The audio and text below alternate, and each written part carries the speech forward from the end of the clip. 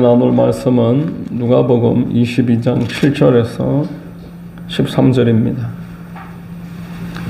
누가복음 22장 7절에서 13절입니다.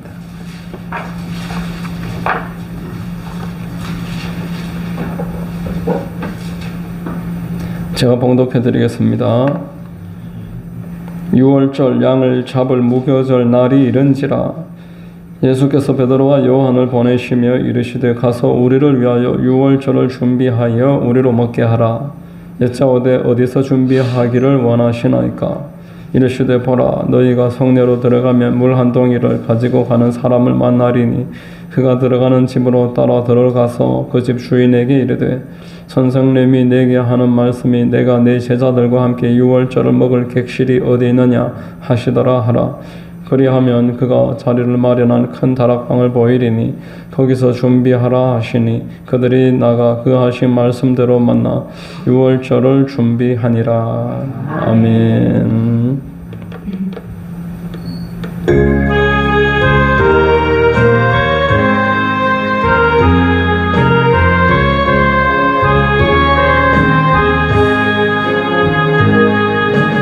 예수 우리 왕이여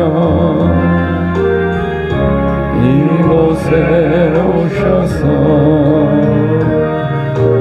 우리가 왕께 드리는 영광을 받아 주소서. 우리는 주님의 백성, 주님은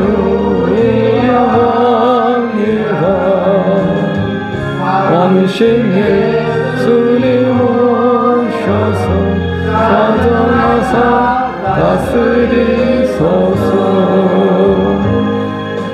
예수 우리 주시여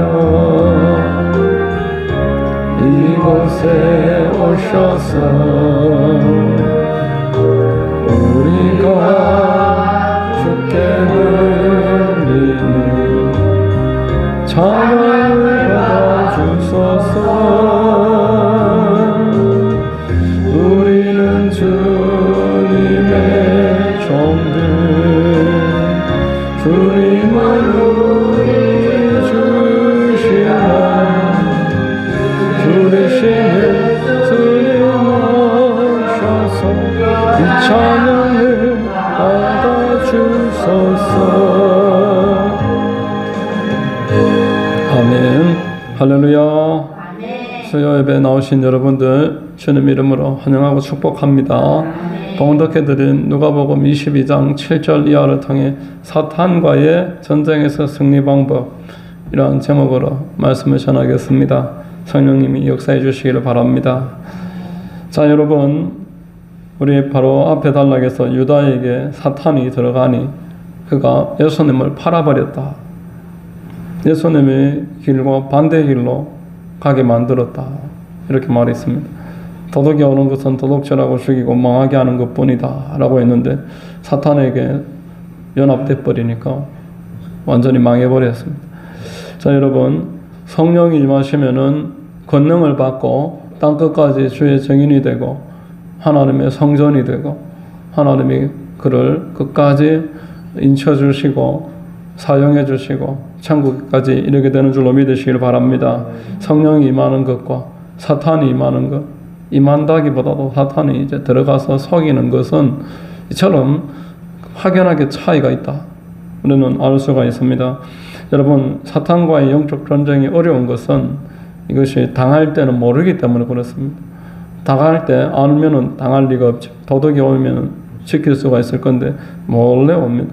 가만히 와서 쑥대밭을 만들어 놓고 다 당하고 나면은 그때 가서야 어이쿠야 내가 속았구나, 또 도둑질 당했구나, 또 넘어졌구나. 우리가 그런 경험을 할 때가 너무너무나 많습니다. 자, 여러분, 사탄이 머리에 뿔 달고 빨갛게 해서 삼지창 같은 거 들고 돌아다니면은 얼마나 좋겠습니까? 오면은 바로 파리새 같은 거 들고 때려버리면 되니까 얼마나 좋겠습니까? 그런데 안 보이고 속인다는 거예요. 그리고 직접 안 나서고 연약한 사람들을 또는 영적으로 무지한 사람들 동원을 해가지고 하와한테 말씀을 잘 모르는데 넘어뜨리려고 하고, 뱀을 또 사용해서 넘어뜨리려고 하고, 열등감이 있는 사울 왕을 사용해서 넘어뜨리려고 하고, 이렇게 사람을 통하고 주변에 또 가까운 사람들이잖아요. 장인이기도 하고 또 이런 사람들 통해서 넘어뜨리려고 하니까 이게 영적 전쟁이 무서운 것입니다. 자, 여러분, 우리는 악한 원수마귀가 직분을 관련하지 않고 누구에게나 역사한다는 걸 기억하시길 바랍니다. 내가 장로니까, 내가 목사니까 마귀가 없을 것이다. 이것만큼 어리석은 생각이 없습니다. 예수님한테도 왔고 바울에게도 왔고 베드로한테도 왔는데 귀신이 나한테 안 온다는 게 얼마나 큰 착각입니까? 여러분, 조영기 목사님이 이런 주일날 설교하실 때 이런 이야기하는 걸 들어봤습니다. 은퇴하신 이후에 저녁에 잘 때마다 영적 샤워를 한다는 거예요. 예수 피를 뿌리는, 나사렛 예수 이름으로 원수마귀야 떠나가라. 성도들한테 아무리 하라고 해도 안 한다는 거예요. 그러면 예수 이름으로 망하는 원수마귀야 떠나가라. 그러면 본인도 한 번씩 꽉 그러면서 막 오바이트를 한다는 거예요. 예수 이름으로 떠나가라 하면 나도 모르는 사이에 원수마귀가 딱 들어와서 완전히 자리 잡지는 못했지만 들어와서 마음을 막 혼란스럽게 만들고 두렵게 만들고 두통이 생기기도 하고 소화가 안 되기도 하고 가슴이 답답하기도 하고, 그때는 그냥 뭐 내가 잘못 먹었나, 내가 무리했나, 내가 나이가 들어서 피로해서 안 풀려서 그러나 이렇게 생각하고 있었는데 저녁에 예수 이름으로 원수마귀야 떠나가라 그러면 꽉 그러면서 가슴이 시원해지고 뻥 뚫히고 머리 아픈 것도 떠나가고, 아, 마귀한테 눌렸구나. 여러분, 매일 그렇게 하는 게 얼마나 도움이 됩니까? 저는 퇴학질을 하는 경우가 아예 없습니다. 근데 저도 특별히 주일 같은 날 설교 준비가 다 되면은 앉아가지고 막 기도하다 보면은 막 탁 이렇게 나올 때가 있어요. 평상시에는 제가 헛구역질 하는 일 아예 없습니다. 근데 한 집중해서 대석 기도하다 보면 그럴 때가 있다라는 거예요. 자, 여러분, 우리는 이런 것에서 모르면은 절대로 영적 전쟁에서 승리할 수가 없습니다. 마귀가 역사한다는 것, 특별히 나를 힘들게 하는 사람들과의 관계 속에서는 마귀가 역사가 있고, 물론 여러분 100% 다 마귀 역사다고 할 수는 없습니다. 내가 해를 끼쳤거나 내가 어떤 실수를 했다면은 그런 부분은 뭐 마귀 역사로만 치부해버리면 안 되겠죠. 그런데 그런 게 아닌데도 늘 힘들고 늘 반복적으로 막 몸에 이상이 생기고 안 그런 일들이 예배만 앞두면, 예배만 가려고 그러면 막 잠이 오고 설교만 들으려고 그러면 막 꾸벅꾸벅 앉아있지를 못해. 이런 것들은 마귀 역사예요. 우리 교인 한 사람도 오토바이 타고 막 한만을 얼마나 돌아다니는지 몰라. 정말 뭐 나가면은 만나요. 나가면은 막 쌩쌩 잘 돌아다니고, 교회만 오면은 뭐 하루 종일 잡니다. 또 식사 시간 되면 눈이 딱 설교만 시작되면 졸리고. 자, 이거를 원인을 딴 데서 찾으려고 하면 안 되고, 영적 전쟁이니까 아직 영적으로 무지한 분이니까 우리가 대적기도를 많이 해주셔야 돼요. 교회 안에 좀 연약한 사람들이 막 계속 뭘 한다고 되는 게 아니더라고요. 예수 이름으로 마귀를 쫓아야 돼요. 그를 하나님이 붙잡아 주시도록 기도해 줘야 돼요. 그래야 되는 줄로 믿으시기를 바랍니다. 자, 여러분, 자, 오늘 본문에는 우리 22장 시작할 때하고 똑같은 의미의 말씀이 나옵니다. 1절에 보면 6월절이라는 무교절이 다가오며, 오늘 본문의 7절에도 보면은 6월절 양을 잡을 무교절 날이 이른지라. 자, 영적 전쟁에서 승리하는 방법에서는 이게 그만큼 필요하고 중요하고 빼놓을 수 없다는 거예요. 6월절 양을 잡을 무교절 날, 이것을 빼놓을 수가 없음을 아시기를 바랍니다. 6월절은 말씀드린 대로 출애굽할 때의 10가지 재앙 중에 마지막 재앙입니다. 12장에 보면은 하나님이 양을 잡아가지고 문 설주와 임방에 바르고 그 안에 들어가서 가족 수대로, 가족이 적으면 이웃하고 함께 그 고기를 구워서 먹어라. 이렇게 말했습니다. 피를 바르고 고기를 먹어라. 이게 6월절의 출발입니다. 자, 여러분, 하나님이 장차 어떤 방식으로 당신의 백성들을 구원해 주실지에 대한 그림입니다. 예수님의 피를 바를 것이고 예수님의 몸을 찢을 것이고 그럴 때 죽음의 사자가 떠나가게 된다. 이것을 보여주는 그림입니다. 누룩은 무교절의 그 핵심이죠. 누룩을 버려라. 그리고 누룩 없는 떡, 보통 때는 유교병 누룩을 넣는 부풀어진 떡을 먹는데 무교절 날에는 누룩을 버리고 그 죄를 버리라는 것. 이 두 개가 딱 붙어 있습니다. 구원받은 자들은 죄를 버려야 한다. 구원받은 사람은 영적으로 승리하기 원한다면 반드시 죄를 버려야 된다.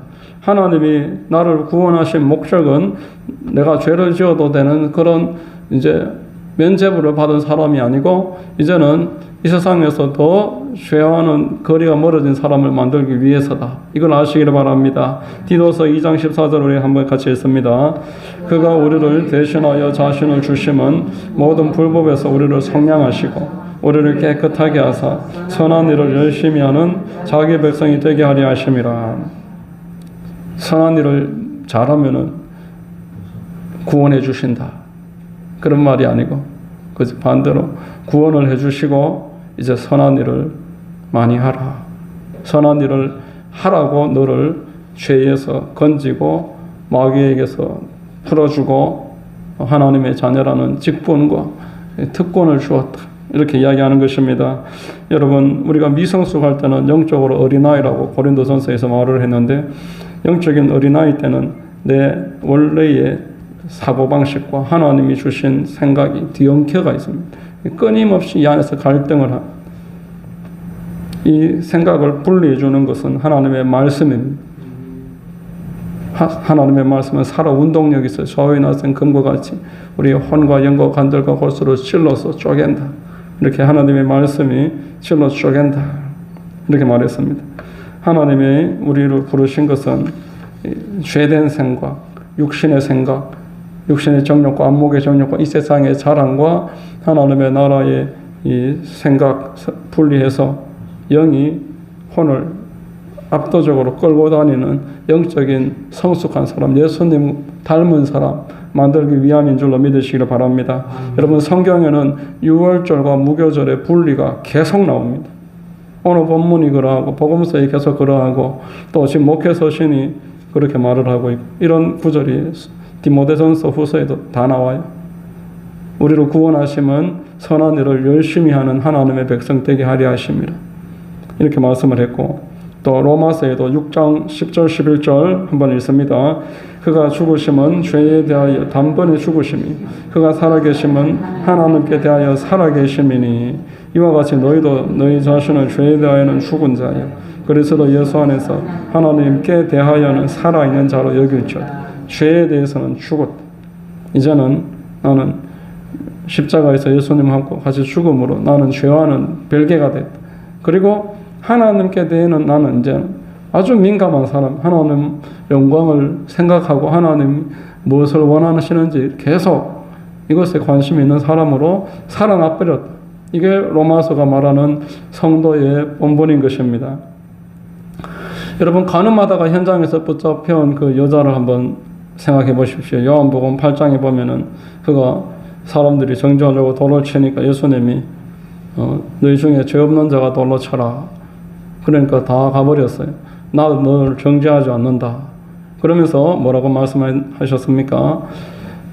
요한복음 8장 10절 11절에 예수께서 일어나서 여자 외에 아무도 없는 것을 보시고 이르시되 여자여 너를 고발하던 그들이 어디 있느냐? 너를 정죄한 자가 없느냐? 대답하되 주여 없나이다.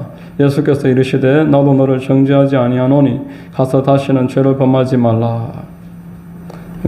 무교절과 유교절의 분리를 이렇게 표현을 한 겁니다. 어떤 동성애자가 이 구절을 거론을 하면서 하나님이 나를 정죄하지 않는다.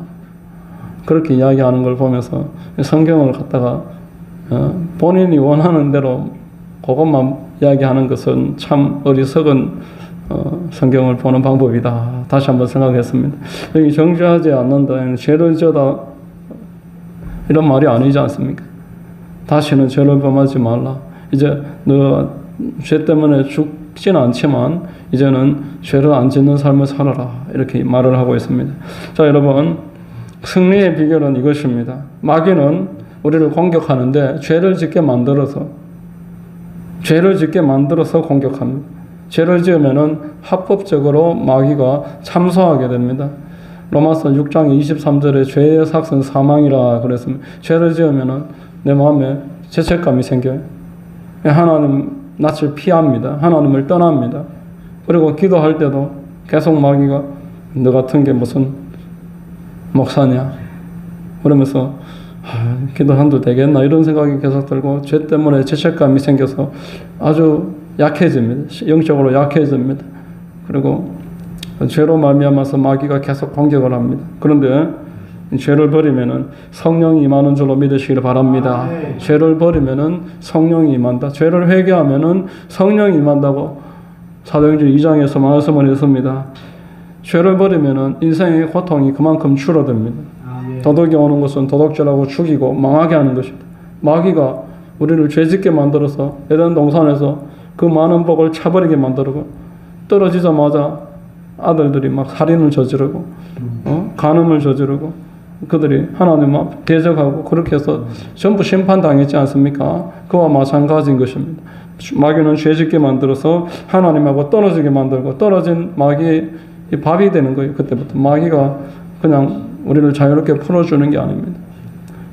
유월절과 무교절의 분리, 내가 구원받았으면 나는 죄를 버려야 된다. 이것을 기억하시기를 바랍니다. 두 번째, 오늘 본문은 승리의 비결로 유월절을 준비하라 이렇게 알려줍니다. 유월절을 준비하는 게 이제 제자들에게 하나님이 주시는 승리의 비결입니다. 앞에 예수님을 팔아버린 그 무리들과 유월절을 준비하는 사람들은 완전히 대조를 이루는 거예요. 자, 오늘 본문 8절을 같이 한번 읽어보겠습니다. 예수께서 베드로와 요한을 보내시며 이르시되 가서 우리를 위하여 유월절을 준비하여 우리로 먹게 하라 이렇게 말합니다. 당신은 예수님 죽기 전이십니다. 십자가 달리시기 전입니다. 유월절은 여러분 각 가정의 대표가 제사장에게 가서 양을 한 마리 잡아서 양을 직접 집으로 가져가서 가족끼리 나눠 먹습니다. 유월절 실제 양을 잡아서 나눠 먹었습니다. 자, 예수님이 베드로와 요한에게 양을 한 마리 잡아라. 그리고 우리가 먹을 집을 구해라. 참 어려운 부탁을 하는 것입니다. 자, 여러분, 본래 그 유대인이 유월절을 지키는 목적이 신앙의 개성입니다. 뭐 양 먹는 자체가 목적이 아니고 유월절을 지키면서 집집마다 이제 양을 잡아서 고기를 나눠 먹을 때 그 자녀들이 이제 물을 겁니다. 이거 왜 합니까? 매년 이때 되면 온 국민들이 전부 양 잡아서 나눠 먹는 거 이거 뭐 때문에 이럽니까? 물었을 때 우리가 애굽에서 나올 때 이 양을 잡아서 먹은 사람들, 피를 바른 사람들은 구원받았고 그렇지 못한 사람들은 다 죽음의 사자에 의해서 집집마다 초상이 났다. 이 말을 이제 이야기를 전해 들을 거 아니겠습니까? 이걸 전하라 그랬습니다. 자, 이걸 전하는 게 유월절입니다. 신앙의 개성이 유월절의 목적입니다. 유월절을 지키면 지킬수록 자연스럽게 신앙이 아랫대로 계속 흘러내려가서 눈으로 보는 복음이 되는 것입니다. 나는 하나님이 살려주셨구나. 자, 유월절을 준비하라. 이 말은 여러분, 오늘날 우리가 이제 번역을 해서 해석을 하면 뭐 지금 양 잡아라는 뜻은 아니잖아요. 이 말은 복음 전파에 대한 하나님이 이 기초를 지금 마련해 주시는 겁니다. 복음 전파, 십자가 전파하는 것을 준비하라. 이 일을 위해 모여서 이제 성찬식을 제정을 하시지 않습니까? 유월절을 준비하라. 이 말은 복음을 전파하라. 예수님이 몸 찢으시고 피 흘리시는 것으로 유월절이 이제 대체가 되니까 이것을 전파하라. 이것을 준비하라. 그런 뜻입니다. 이 복음을 먹고 마시는 자는 죄사함을 받을 것이고 죽음의 사자가 넘어갈 것이다. 몸 찢으시고 피 흘리신 우리 하나님의 그 유월절 어린 양, 출애굽기의 유월절 어린 양은 실제로 십자가에 죽으신 어린 양 예수님의 모형이다. 자, 여러분 죽음의 사자가 복음 안에서 넘어가는 줄 믿으시길 바랍니다. 복음으로 말미암아 우리의 모든 가난, 질병, 저주가 해결이 되고 우리는 영생을 얻는 것입니다. 요한복음의 3장 16절로 17절 한번 읽어보겠습니다. 하나님이 세상을 이처럼 사랑하사 독생자로 주셨으니 이는 그를 믿는 자마다 멸망하지 않고 영생을 얻게 하려 하심이라. 하나님이 그 아들을 세상에 보내신 것은 세상을 심판하려 하심이 아니요 그로 말미암아 세상이 구원을 받게 하려 하심이라. 자, 6월절이 성찬식으로 대체가 됐습니다. 이 성찬식을 하면서 떡을 떼고 피를 포도주를 나눠주면서 불신자들에게 그리고 우리 신앙의 어린아이들 아직 믿지 않는 사람들에게 계속 각인을 시키는 거예요. 예수님이 십자가에서 몸 찢고 피 흘리신 것은 우리를 멸망하지 않게 하기 위함이다. 우리가 심판당하지 않기 위함이다. 우리가 세상에서 멸망하지 않고 구원을 받게 하기 위해서 예수님이 십자가에서 죽으신 것이다. 이것을 6월절 이것이 이제 업그레이드 된 성찬식 복음 전파하는 자리에서 말해주라는 것입니다. 자, 여러분 사탄을 이기는 소극적인 방법은 죄를 버리는 것입니다. 사탄을 대적하고 승리하는 적극적인 방법은 복음을 전파하는 것입니다. 죄를 버릴 때 나를 지킬 수 있고 복음을 전파하면서 옆에 있는 사람들, 내 가정, 내 주변에 아직 불신자들을 살릴 수 있음을 믿으시길 바랍니다. 복음을 전파하면 마귀한테 뻘모로 잡혀있는 사람들을 해방시켜 주는 것입니다. 골로새서 1장 13절로 14절에 그가 우리를 흑암의 권세에서 건져내사 그의 사랑의 아들의 나라로 옮기셨으니 그 아들 안에서 우리가 속량 곧 죄사함을 얻었도다. 예수 안에서 죄사함을 받고 예수 안에서 죽음의 권세에서 해방이 되고 하나님 아버지의 나라로 옮겨가는 것, 이것이 죄에서 승리하고 사탄에게서 승리하는 복음 전파가 가지고 있는 비밀입니다. 우리가 이 땅에서 복음을 전파하는 것은 1차적으로는 예배당에 예수 믿는 사람을 한 명도 데리고 오는 것이지만 넓게 봤을 때는 영적 세상에서 포로로 묶여있는 사람을 마귀에게 철퇴를 가해서 마귀의 머리를 박살내버리고 그를 무장해서 풀어서 하나님의 나라로 옮기는 것인 줄로 믿으시기를 바랍니다. 자, 여러분 복음을 전파하면서 사는 것이 하나님의 백성들에게 요구하시는 유언의 첫째 아니겠습니까? 예수님이 마지막에 부탁하신 내용은 온 천하를 다니며 만민에게 복음을 전파하라. 이 복음서마다 기록이 되어 있습니다. 이를 위해서 살면 하나님이 철저하게 개입해 주시고 도와주시고 함께해 주신다고 약속을 하셨습니다.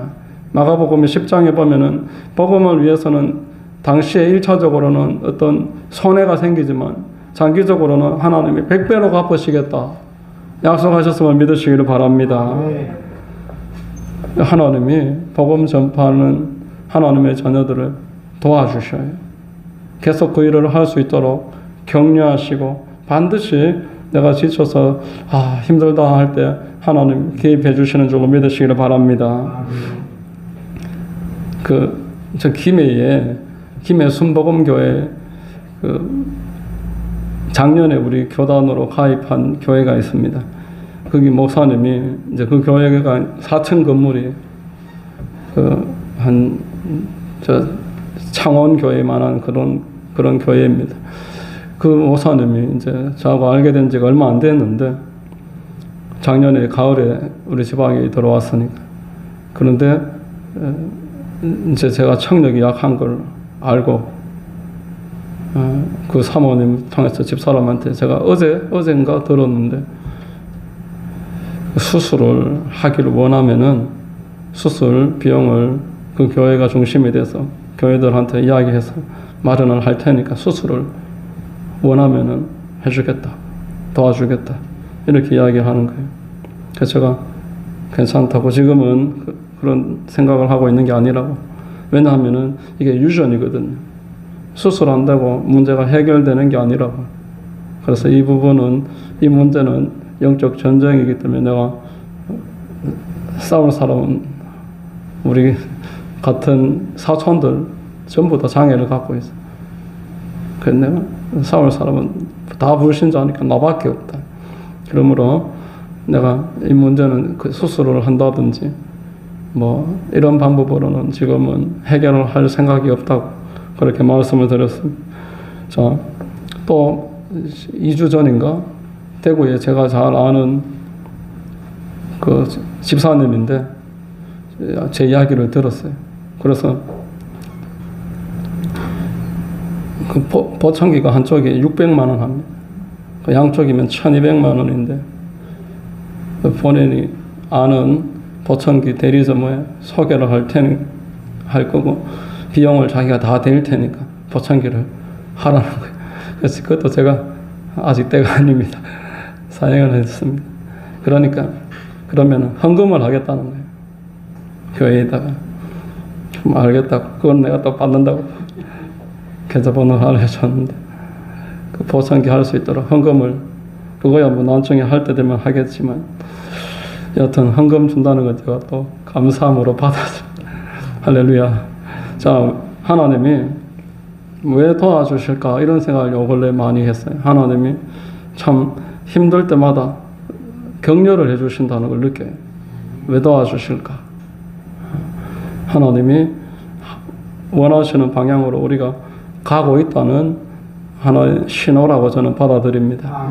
하나님이 복음을 전파하는 교회는 마지막 때에 아무리 어려워도 하나님이 격려하시고 도와주시고 여러분 우리 성도님들을 말을 안 해도 하나님이 다 도와주고 계십니다. 또한 저보다도 더 많이 하나님이 개입해 주시고 도와주실 줄로 믿으시기를 바랍니다. 오늘 아까 설교하기 직전에 오늘 예배 직전에 한마음병원 창원 한마음병원 원목 목사님이 저한테 전화가 왔어요. 오늘 가서 저녁 같이 먹고 수요 예배 드리는데 참관해도 되겠습니까? 그러더니 목사님 제가 저녁에 금식하고 있어서 밥은 같이 못 먹겠고 오실 수 있으면 오셔도 뭐 그거는 괜찮습니다. 그런데 안 오셨네요. 명절에 지나가는 길이라고 전화가 왔어요. 그러면서 뭐라고 하시냐면 왜 오시려고 하냐면은 창원 한마음병원 원목이 그 있는 그 병원장이 그 한마음병원 병원장이고 저기 함안에 있는 풀만 호텔 주인입니다. 이분이 자선 사업하는 일에 그렇게 관심이 많대요. 그 장학생을 선발을 해서 그 특히 믿는 가정에 좀 도와줄 만한 그 가정을 찾고 있다. 아니 그런 돕는 일에 되게 관심이 많다 하시더라고요. 근데 이유병 집사님 병원에 우리가 가다가 이제 집사람하고 목사님하고 우리 교회 작년에 한번 오셨어요. 만났습니다. 그래서 우리 다혜도 그때 봤었거든요. 그래서 어떻게 됐나 묻더라고요. 그래서 그럼 뭐 학교 들어가게 됐고 또 장학금 받아서 집도 언제 마련을 했다. 근데 안에 가구가 하나도 준비 안 됐다는 거예요. 그럼 내가 병원장한테 말해주겠다. 그러시는 거예요. 아까 전화 와서 이제 무슨 말을 하려고 하면은 내일이나 모레나 병원장하고 같이 점심을 같이 먹자. 약속을 잡아놨다고. 안 되면은 다음 주도 괜찮으니까 만나자는 거예요. 그래서 일단은 알겠다 그랬습니다. 다음 주 중에 언제 되냐? 다음 주에 월, 화, 수는 수련회 가야 되기 때문에 안 되고 하나님이 그 뭐 책상하고 이런 거 다 사주고 싶다 뭐 이런 이야기를 하시더라고. 만약에 병원장이 안 사주면 내가 사주겠다 이러시더라고. 그래서 그 하나님이 도와주신다. 우리가 하나님이 우리를 보고 계신다는 거 꼭 아시기를 바랍니다. 하나님이 하라고 하는 일만 하면 되는 거예요. 6월절 양을 준비하라. 6월절 음식을 준비하라. 이렇게 말씀하셨는데 복음 전파를 말하는 겁니다. 복음 전파를 준비하라. 이것을 준비하는 자에게 하나님이 역사해 주심을 믿으시길 바랍니다.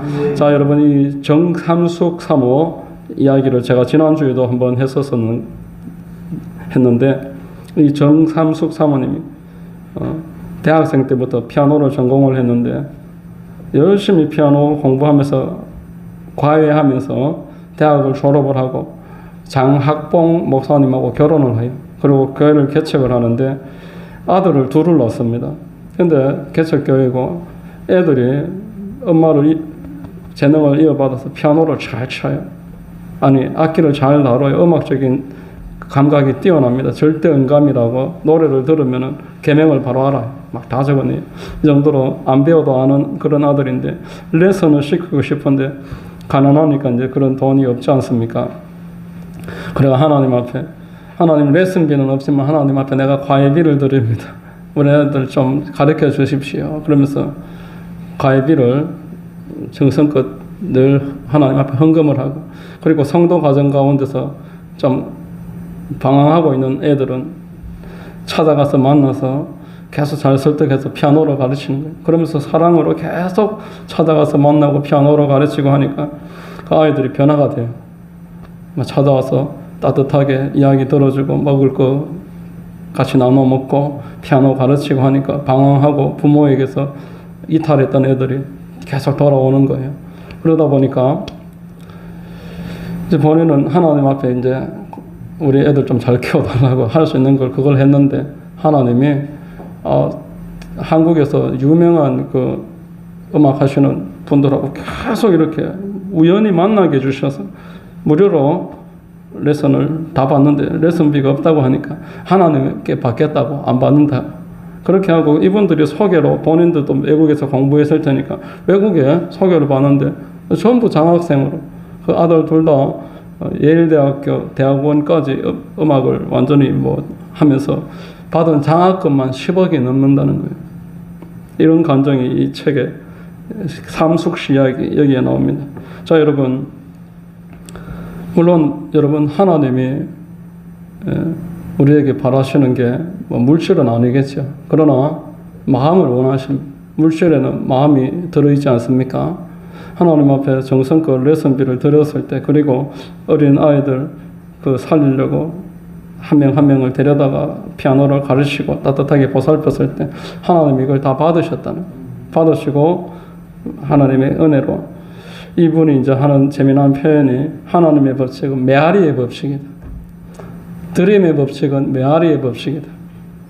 여기서 야호 하면은 반대편에서 야호 하듯이 여기서 내가 하나님 앞에 짝지만 해야 된다는 거예요.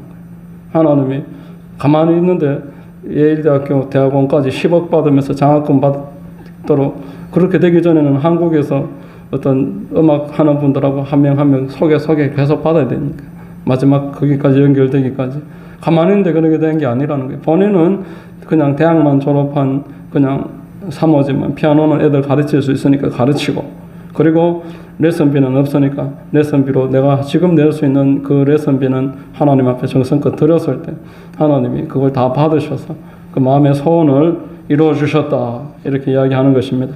자, 여러분, 하나님은 반드시 당신이 원하시는 일을 하라고 말씀하십니다. 무엇을 해야 될지 우리에게 분명하게 그걸 내용을 알려주십니다. 그리고 그 일을 하면은 약속하신 대로 100배로 갚으신다 이렇게 말씀을 하셨습니다. 물질을 심으신 분들은 여러분 물질로 보상받습니다. 영혼을 살리신 분들은 하나님이 영혼의 풍성함을 주십니다. 하나님이 딱 심는 대로 거두게 하는 것을 저는 지금까지 신앙생활 하면서 계속 봐왔어요. 물질을 심으신 분들은 물질로 자유를 누립니다. 하나님이 심고 거두게 하시는 거예요. 6월절을 준비하는 사람은 하나님이 모든 일에 형통하게 만들어 주십니다. 복음을 전파하는 일에 여러분 다른 데는 좀 아끼더라도 복음 전파하는 일에는 마음을 활짝 열고 6월절 어린 양을 전하려면은 수고가 뒤따릅니다. 양을 잡아야 됩니다. 그리고 내 집을 열어야 됩니다. 그래서 사람들을 이웃에 가난한 사람들까지 데려다 놓고 양 한 마리 같이 나눠 먹으라 그랬습니다. 그렇게 수고가 따르고 헌신이 따르는 것입니다. 6월절 준비는 복음 전파입니다. 복음 전파에 참여하는 것이 영적으로 승리하는 비결입니다. 세 번째, 마지막으로 우리 복음 영적으로 승리하는 방법, 하나님께 묻는 것입니다. 자, 9절을 같이 한번 읽습니다. 여짜오되 어디서 준비하기를 원하시나이까? 어디서 준비하기를 원하시나이까? 이렇게 큰 일을 맡기니까 베드로 요한이 하나님 앞에 어디서 하기를 원하십니까? 묻습니다. 보통 사람들은 내가 할 수 있는 그 단계를 넘어서는 일을 맡기면 낙심합니다. 왜 나한테 이런 일을 시키나? 내가 이걸 어떻게 해야 되나? 아는 사람도 없고 양이 지금 어디 있냐?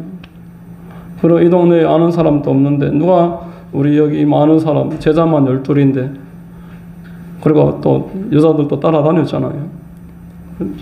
이 사람들 다 데리고 가려면은 한 50평 돼야 될 텐데 이만한 데를 내가 어디서 구하나? 양은 또 어디서 잡나?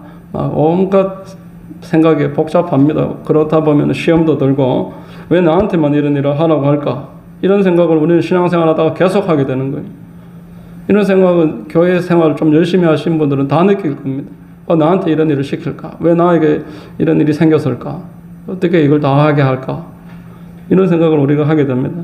하나님이 하나님의 백성들에게 가지고 계신 생각은 우리의 생각을 초월하는 거예요. 우리는 그 생각을 다 알 수가 없습니다. 이사야서 55장 7절 8절 같이 한번 읽겠습니다. 악인은 그의 길을 불의한 자는 그의 생각을 버리고 야훼께로 돌아오라. 그리하면 그가 긍휼히 여기시리라. 우리 하나님께로 돌아오라. 그가 너그럽게 용서하시리라.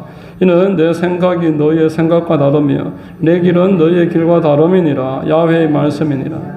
내 길은 너희의 길과 다르다. 이렇게 말씀합니다. 마태복음 16장에 예수님이 제자들에게 말합니다. 누구든지 나를 따르려거든 자기를 부인하고 자기 십자가를 지고 나를 따를 것이니라. 자기 생각을 내려놔라는 거예요. 자기 생각을 고집하면 하나님 따를 수 없다고 말입니다. 하나님은 내 생각하고 늘 다르게 우리를 인도하십니다. 요한복음에도 2장에 보면은 물이 변하여 포도주를 만드는 사건이 포도주 만들어 놓고 떠서 날라달라고 하면 누가 못하겠습니까? 그러나 정결례식에서는 그 물을 떠서 포도주 잔에 담아서 그 주빈이 앉아있는 가장 상석에다가 그걸 갖다 들고 갈 때 참 곤란한 명령 아니겠어요? 이걸 어떻게 하라고? 말이나 되나? 이런 생각을 왜 하나 있겠냐 말입니다. 그러나 들고 가다 보니까 물이 포도주로 바뀐 줄 믿으시기 바랍니다. 내 생각을 초월해서 하나님은 역사하십니다. 노아 방주도 여러분 한번 생각해 보십시오. 비라고는 온 적이 없었는데 배를 어떻게, 그것도 산에서 어떻게 만듭니까? 산에서 만들어야 나무도 많으니까 산에서 해야 되겠지만 비도 없는데 산에서 나무를 만드는 그 심정이 어떻겠냐고. 이런 짓을 왜 하냐? 해도 안 되는 걸 왜 하냐? 지금 90년째 익하고 있는데 한다고 되나 이게? 얼마나 여러분 해도 안 되는 것 같을 때가 있잖아요. 이거 아무리 해도 안 되는 것 같아요. 그런데도 하나님의 명령 따라 하는 것입니다.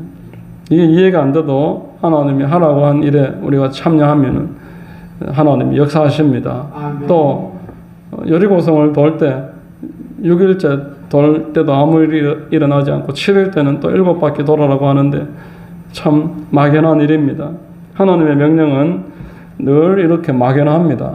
그러나 안 된다고 내 스스로 판단하지 말고 어떻게 하기를 원하십니까? 물으라는 거예요. 오늘 구절이 그걸 말해주고 있습니까? 어디서 준비하기를 원하십니까? 안 된다고 생각하지 말고 하나님께 묻는 것입니다. 하라고 한다고 해서 그냥 나가서 지레 판단하고 포기해버리지 말고 알려달라고 물으시기 바래요. 물어보라는 것입니다. 10절 이하에 예수님의 대답이 나옵니다. 10절 이하 한번 같이 읽습니다.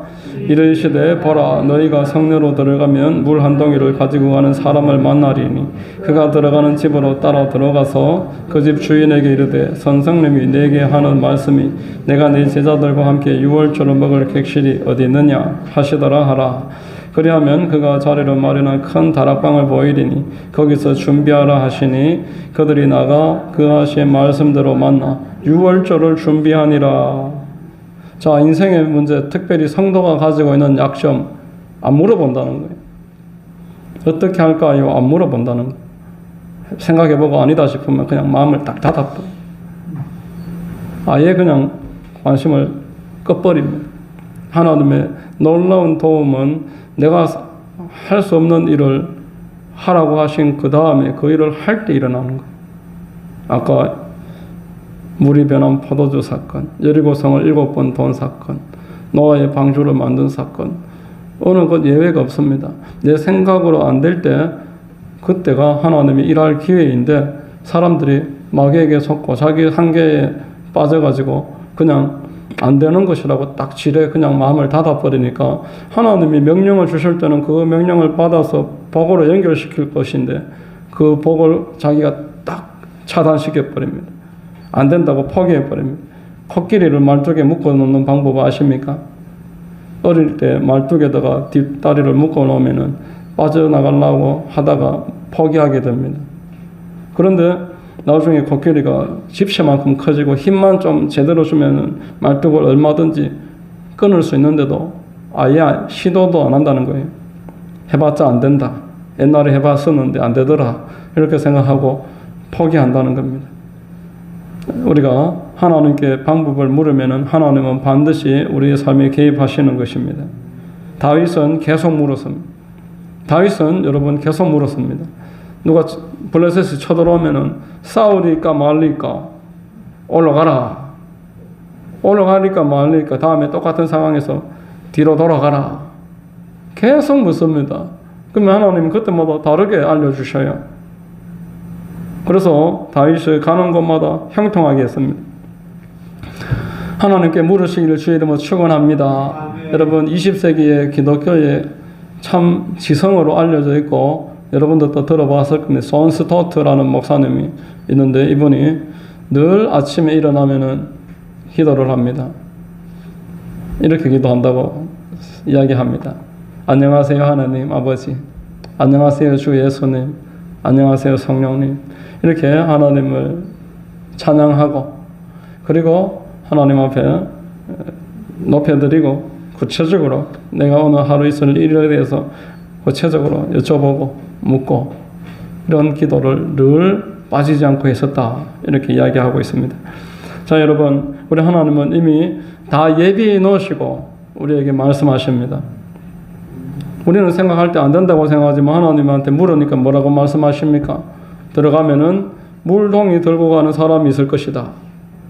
그러면 그 사람 따라가라. 따라가면은 그 집에 들어가면은 선생님이 집을 쓰려고 하니까 객실이 어디냐 물으니까 객실을 알려주더라는 거예요. 이미 벌써 가서 만나는 사람 또 그 사람을 따라가면은 준비되어 있는 그 우리 인원에 맞는 객실 다 예비해 놓고 오라고 하신다는 거예요. 가보라고 하신다는 거예요. 여러분, 저와 여러분들이 하나님의 그 하라는 것에 제가 한번 안 돼도 물으면서 걸음 한 걸음 알려주는 만큼만 한번 따라가 보면 그 다음 단계는 하나님이 반드시 개입하시고 책임져 주심을 믿으시기를 바랍니다.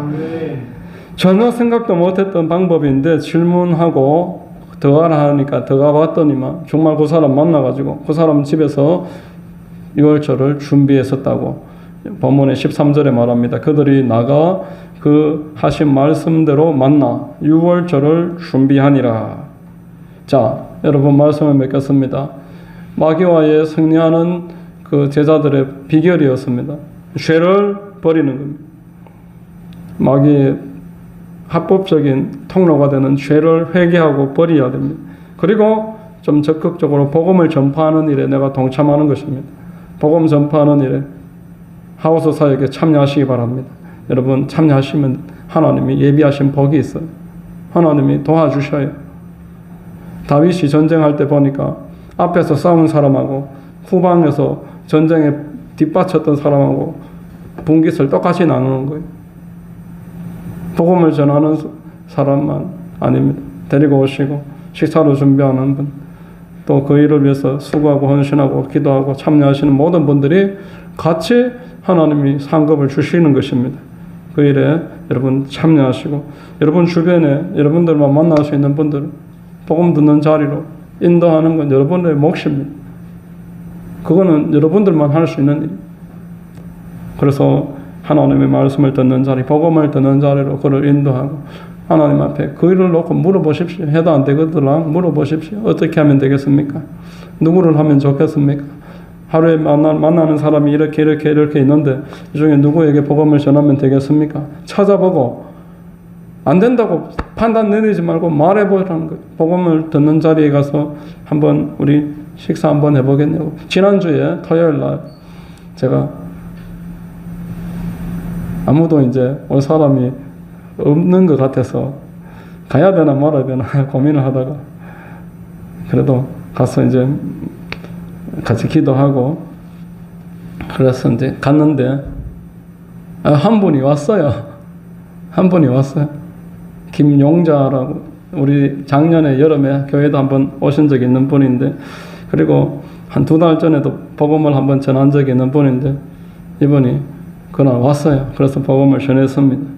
안 될 것 같아도 하나님이 찾아보고 말해보면은 올 사람이 있습니다. 여러분들이 그 일을 해주셔야 돼요.